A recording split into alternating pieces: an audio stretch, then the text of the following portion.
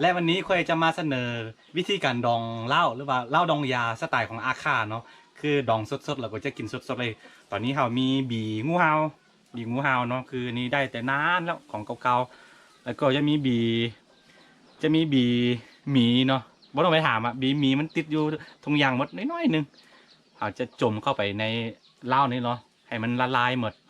จากนั้นก็จึงกินสดๆเลยคือทรงนี้สุขภาพไม่ค่อยดีเราจะเอาตัวนี้บำรุงมันเนาะคือเรื่องตอนนี้เฮาอยู่ที่นี่กำลังต้มเหล้าสดๆเลยมึงไหมอาจจะตรงเอาจากเหล้าสดๆนี่แหละมากินเนาะมาดองกินสดๆเลยนี่คือตัวนี้คือบีมีเนาะไม่ต้องถามว่าได้มาจากใสคือนานแล้วเป็นบีมีแต่เศร้าปี30 ปีที่แล้วเนาะคือเขาเก็บไว้เป็นยานะแต่ยังได้เดียวขอแม่มาผมว่ารู้สึกว่าสุขภาพทรงนี้แย่ลงนอนบ่อิ่มแล้วก็เขาจะดองเหล้าเนาะคือตรงสดๆเลยนี่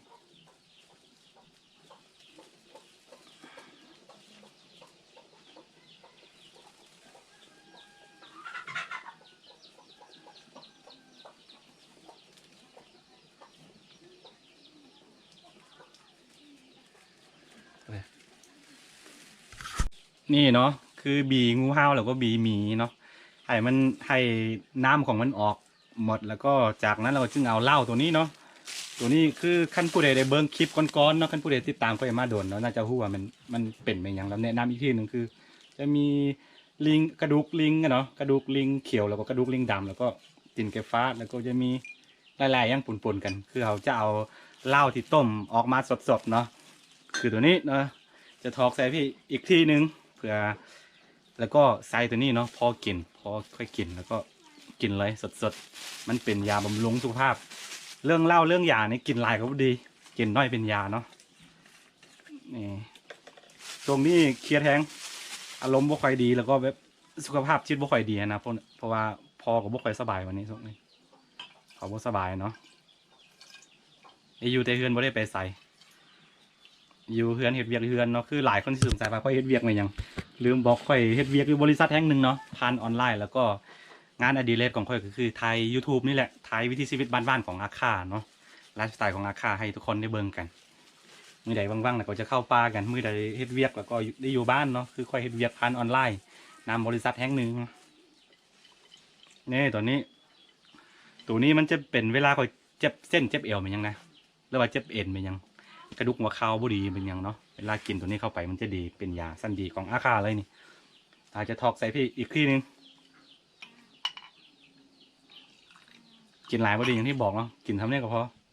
รสชาติมันจะออกขมหวานนิดนึงเพราะว่าโดยทั่วไปแล้วบีแต่ละประเภทเนาะบีของสัตว์แต่ละประเภทจะมีรสชาติขมหวานนะนี่ปนไปหลายอย่างเลย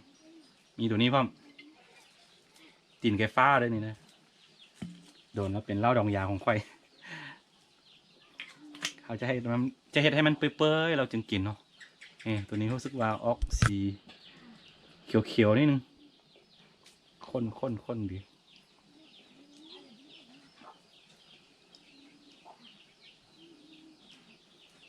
อันนี้คลิปนี้สำหรับผู้ชาย ผู้ใดอยากลองไปลองได้เนาะคือเอาเอาบีงูเห่าแล้วก็ไปตากแห้งไว้แล้วว่าเอาสดๆณตอนนั้นเลยก็ดีขึ้นกันเนาะในรสจัดไปอีกแบบหนึ่งแต่ผู้ใดบ่เคยกินก็บ่แนะนำเนาะเพราะว่าบางคนก็แพ้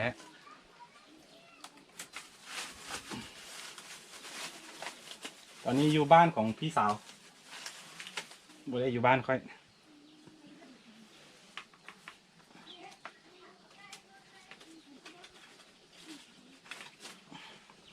ตายใส่บ่ได้อยู่ในบ้านได้ประมาณเป็นเดือนแล้วเนาะ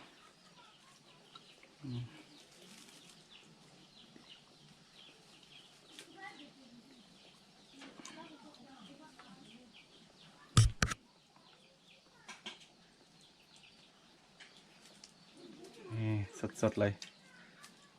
โอ้มันรู้สึกว่ามันจะเค็มไปนิดนึงกันเค็มไปก็เขาก็เติมเหล้าเข้าไปน้อยนึงก็ดีนี่แหละเหล้าของเขา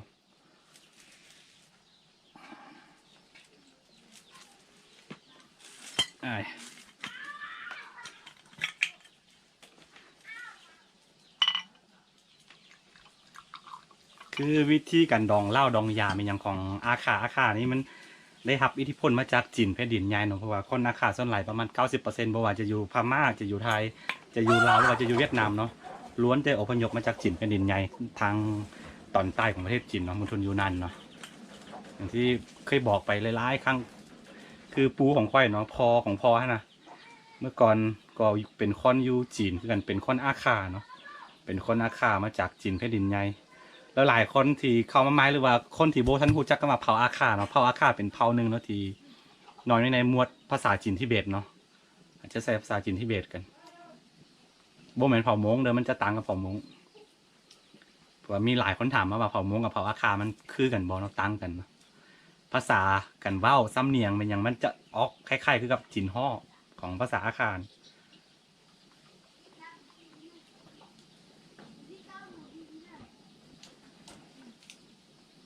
บีงูเห่ายังไม่ทันเปยเลย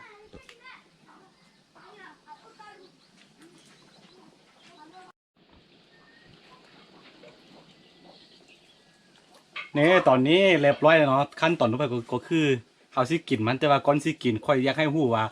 เหล้าตัวนี้มันจะมีความแห้งซ้ำแดดเนาะแล้วสิทดลองให้เบิ่งเด้อเอามาอีกทำว่าอะไรก็เสร็จเลยสินี่คือเหล้าเนาะเหล้าสดๆเลยแล้วก็สิเอาเนี่ยเห็นบ่เอาสิ 너다구나 ความแห้งของมันเนาะเนี่ยมันสามารถเผาไหม้ได้เลย 뭐네 ระดับที่80 ดีกรีขึ้นเมืองตัวนี้เนาะแห้งอีหลีเนาะมันแห้งอีหลีเอาไฟจูดนี่ไหม้เลยได้สิจูดอยู่อันนี้พี่อีกที่หนึ่งมันแห้งนะเนี่ยเห็นปะเนี่ยแห้งอีหลีแห้งอีหลีแห้งอีหลีเหล้าอย่างนี้เพราะว่าเหล้าเขาต้มเองแล้วเหล้าเขาเปลือกสำหรับอันผู้ใดยังบ่ทันหูว่าขั้นตอนการต้มเหล้าหรือว่าขั้นตอนการดองแต่ว่าเขาเปลือกของอาคามันเป็นแบบไหนเนาะลองไปหาคลิปเก่าๆที่ค่อยเคยลงไปแล้วค่อยเคยเสนอเรื่องการต้มเหล้าสไตล์อาคาไปแล้วเนาะโอเคตอนนี้เฮาสิบ่ฟอยไลน์ตัวนี้เฮาสิกินก่อนบำรุงสุขภาพกินน้อยเป็นยากินหลายเป็นพิษนี่คือขั้นว่าเรื่องกินเหล้ากินยาเนี่ยบ่แนะนำให้กินเลยแต่ว่ากินแบบนี้เนาะเป็นยาแบบนี้กินได้เนาะเพราะว่าเป็นผลดีต่อสุขภาพโอเคตอนนี้เฮาสิบ่เว้าเราสิลองซิมก่อนคือปกติเคยกินมาหลายครั้งแล้วแต่ว่าอันนี้อีกที่หนึ่งเพื่อสาธิตให้ท่านผู้ชมทั้งหลายเนาะได้ฮู้จักแล้วก็ได้เบิ่งกันเนาะกันผู้ใดอยากลองเบิ่งก็ไปลองเบิ่งได้เนาะนี่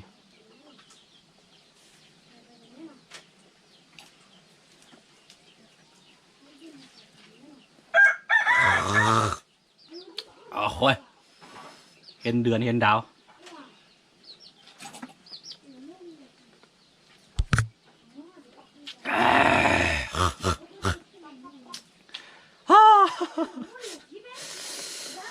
รสชาติของบีงูเห่าแล้วก็มีเนาะ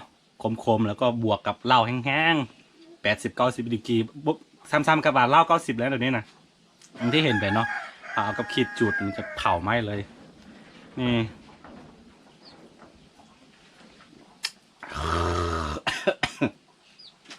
อายอะ อย่างที่บอกไปแล้วกันเรื่องเหล้าเรื่องยาแบบนี้งั้นถ้าเรากินลาก็เป็นพิษนะแต่ว่ากินแบบนี้เอาดองแบบนี้กินนะมันเป็นยาคือคอยยักว่ามันมีประสบการณ์แบบนี้มากว่าพอเนาะพอที่เจ็บอยู่ทุกวันนี้ก็เมื่อก่อนนะเป็นคนดื่มเยอะดื่มหลายนะดื่มต่างน้ำเลยนะกินเหล้านะเป็นขวดทุกวันตอนนี้ คือลืมบอกพออันเป็นมะเร็งเนาะมะเร็งลำไส้ระยะสุดท้ายเดี๋ยวนี้นะมีแต่ว่ารอมือเนาะเขาก็เฮ็ดยังไม่ได้ศีลธรรมของชีวิตคือมีเกิดแก่เจ็บตายเนาะมันเป็นเรื่องธรรมดาของคนเฮาแล้วก็ทุกอย่างที่สิ่งที่มีชีวิตเนาะเพราะฉะนั้นคนที่ยังมีชีวิตอยู่เขาต้องสู้ต่อไปเดินหน้าต่อไปเนาะถอยก็บ่ได้คือทุกวันนี้ค่อยอุกใจหลายเครียดหลายเนาะแต่ว่าเฮ็ดยังบ่ได้เนาะมันเป็นอย่างคือเวลายังนมยังน้อยแบบนี้เนาะต้องรักษาสุขภาพหลายคนแหละบ่แม่นแต่ค่อยบ่แม่นแต่เจ้าหลายคนเนาะคือเพราะว่าเท่าแก่มาแล้วก็เวลาแก่ลงมาแบบนี้จะมีปัญหาเรื่องสุขภาพของพ่อนี่แหละบูฮู้ว่าเพิ่นสิอยู่นำเฮาได้ประมาณจักมื้อจักเดือนบูฮู้คือกันเนาะเพราะว่าหากก็ไปห้องหมอไปโรงพยาบาลมาประมาณอาทิตย์ที่แล้วนี่เนาะกลับมาตอนนี้ก็ได้อยู่แต่บ้านเฝ้าเพิ่นนั้นทุกมื้อนี่ก็จมมาเจ็บอยู่เนาะแต่บ่สังเฮ็ดมีหยังคือในฐานะ เป็นลูกนะเขาก็รู้สึกแบบเจ็บปวดแทนนะคันเขาเจ็บแทนได้เขาสามารถไปเจ็บแทนได้เนาะแต่ว่าแบบอย่างที่บอกแหละเป็นแบบนี้ชีวิตถ้าต้องคนที่มีชีวิตอยู่ต้องสู้ต่อไปเนาะ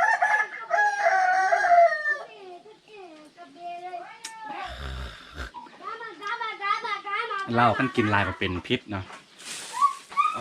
เพราะว่าตอนสมัยเป็นวัยรุ่นอย่างขนาดพอกินหลายเพราะมันเป็นวัยรุ่นเนี่ย2-3 ปีหลังก่อนๆนั่นนะกินหลายกินหลายเนาะหามาเศร้าช่วง2-3 ปีที่แล้วเพราะว่าเจ็บกระเพาะอยู่ท่านเราก็บ่ไปกวดเนาะแล้วค่อยสมัยนั้นค่อยยังอยู่เวียดนามแล้วกลับมาพาไปตรวจปรากฏว่ามันลำไส้มันสอดแล้วเราไปผ่าตัดไปเย็บกระเพาะเนาะไปเย็บกระเพาะแล้วหมอก็บอกว่ากระเพาะของพอหันบ่ดีแล้วเนาะปีมันแบบแข็งหมดว่ะสงสัยว่าจะเป็นอันนั้นเป็นมะเร็งเนาะแต่ว่าเราผมบ่ได้กวดเทือตอนนั้นนะแล้วณตอนนี้พันไปประมาณปี คือเราไปผ่าตัดกระเพาะสวงวันที่28 เดือนมิถุนาปีที่แล้วเนาะแล้วปีนี้ไปตรวจอีกที่หนึ่งรู้สึกว่าเป็นแบบเป็นมะเร็งลำไส้ปัวมันบ่หายขาดแล้วเนาะมีแต่รอนั่นแหละรอมือนั่นแหละโอเคสำหรับคลิปนี้ก็คือสิมีประมาณนี้เนาะกันผู้ใดมักก็อย่าลืมก็แล้วก็ติดตามซองอาคาน้อยเนาะเผื่อบริพารวิดีโอใหม่ๆจากซองอาคาน้อยแล้วพบกันไว้ในคลิปหน้าเกี่ยวกับการเสนอวิถีชีวิตของอาคาเนี่ยเนาะเกี่ยวกับทุกวันเพราะว่าช่วงนี้ก็อยู่บ้านอยู่แล้วครับก็จะพยายามเห็นวิดีโอหรือว่าคอนเทนต์แบบหลายๆแบบเนาะของคนอาคาแล้ววิถีชีวิตของอาคาหรือว่าของคนลาวหลายๆเผ่านั่นแหละเดี๋ยวมีโอกาสที่เดินทางไปอีกเพราะว่าช่วงนี้ไปใส่บ่ได้วิกฤตเนาะโควิดในถิ่นกำลังระบาดแล้วก็ไปใส่บ่ได้อยู่ในเรือนแล้วก็หลายๆยังปนๆกันโอเคซิโบฟอยไลแล้วพบกันไว้ในคลิปหน้าเนาะ